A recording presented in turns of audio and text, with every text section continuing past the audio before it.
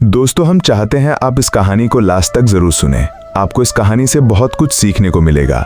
थोड़ा सा टाइम निकालकर इस कहानी को सुनें। अगर कहानी अच्छी लगे तो वीडियो को लाइक कर देना और चैनल को सब्सक्राइब कर लेना आने वाली अच्छी कहानी के लिए। चलिए शुरू करते हैं। एक छोटे से गांव में एक प्राचीन मंदिर था। यह मंदिर न केवल पूजा पाठ का केंद्र था, बल्कि गांव वालों की आस्था और एकता का भी प्रतीक था। उसी मंदिर के महंत थे आचार्य हरिदास। उनका जीवन सादगी और अनुशासन का प्रतीक था। बचपन से ही उन्होंने खुद को भगवान की सेवा और समाज की भलाई में समर्पित कर दिया था।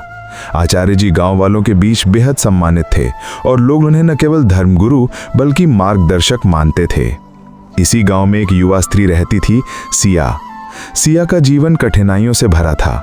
बचपन में ही उसने अपने माता पिता को खो दिया था और अब वो अपनी बूढ़ी दादी के साथ रहती थी।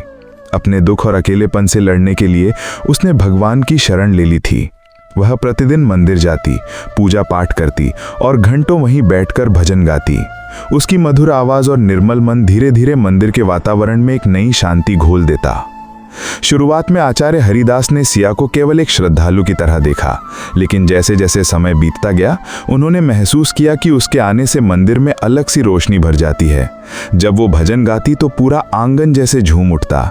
आचार्य जी, जिन्होंने अपना जीवन भावनाओं से दूर रखा था, पहली बार किसी के प्रति खिंचाव महसूस करने लगे। वे चौंकते, डरते और अपने ही मन को समझाने की कोशिश करते कि ये केवल भक्ति है, सच्चा श्रद्धा है, प्रेम नहीं। परंतु दिल की आवाज कब तक दबाई जाती। दूसरी ओर सिया के मन में भी कुछ अनकहा पल रहा था। वो जानती थी कि आचार्य जी का जीवन समाज के नियमों और मर्यादाओं में बंधा है, फिर भी उसका मन उन्हें देखकर एक अजीब सुकून महसूस करता। जब वो मंदिर में आरती के समय उन्हें दीपक उठाते देखती तो उसे लगता मानो भगवान ने उन्हें ही धरती पर भेजा हो। कई बार वो अपनी भावनाओं को भक्ति का नाम देती, पर भीतर भीतर जानती थी कि ये सिर्फ श्रद्धा नहीं बल्कि प्रेम है। सिया ने कभी ये भावनाएं व्यक्त नहीं की, लेकिन आंखें अक्सर कह देती थीं जो होंठ नहीं कह पाते। आचार्य थी जब भी उसे देखते उसके मन की पारदर्शिता पढ़ लेते हैं। एक दिन की बात है, सावन का महीना था। मंदिर में भव्य आयोजन चल रहा था। भीड़ भाड़ के बीच सिया और आचार्य जी की नजरें मिली। पल भर के लिए समय ठहर गया। दोनों के दिलों में हलचल हुई। आयोजन खत्म होने के बाद आचार्य जी देर रात तक मंदिर के आंगन में बैठे रहे। मन में संघर्ष चल रहा था। क्या मैं अपनी मर्यादा तोड़ दूं? क्या समाज मुझे स्वीकार करेगा?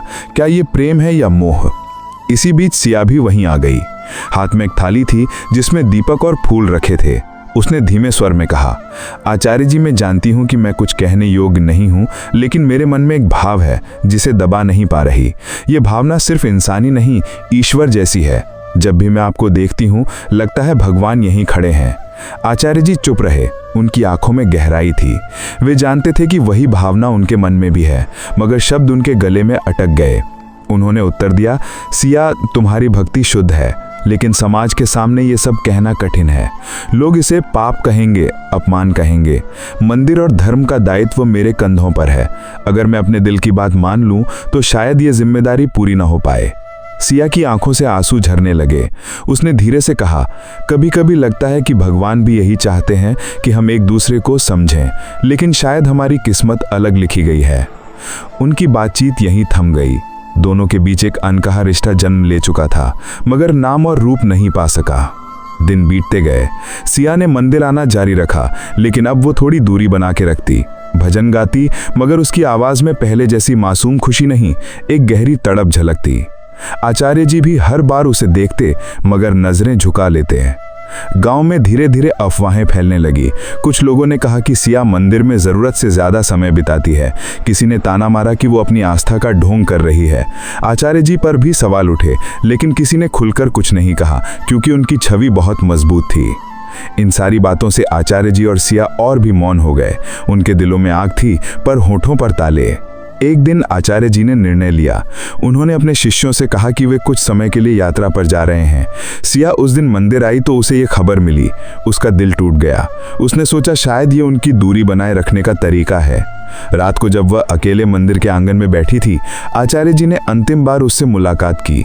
उन्होंने कहा, सिया, शायद हम इस जीवन में एक नहीं हो सकते, लेकिन तुम्हारी भक्ति और पवित्रता हमेशा मेरे दिल में रहेगी। मैं जहां भी रहूंगा तुम्हारी याद मेरे साथ रहेगी। ये प्रेम भले ही अधूरा है, पर यह सबसे सच्चा है। सिया ने रोते हुए उनके चरण छुए। आचार्य जी, समाज चाहे कुछ भी कहे, मेरे लिए आप ही मेरे भगवान हैं। उसके बाद आचार्य जी चले गए। मंदिर फिर से वैसा ही हो गया, लेकिन सिया और आचार्य जी की आत्माएं कहीं ना कहीं हमेशा जुड़ी रहीं। अंतिम विचार, ये प्रेम अधूरा रहा, लेकिन पवित्रता में वो किसी भी पूर्ण रिश्ते से बड़ा था। कभी कभी समाज के नियम और जिम्मेदारियां दो दिलों के बीच दूरी बढ़ा देती हैं, पर प्रेम का असली रूप वही है जो बिना किसी अपेक्षा के केवल आत्मा से आत्मा तक पहुंचता है।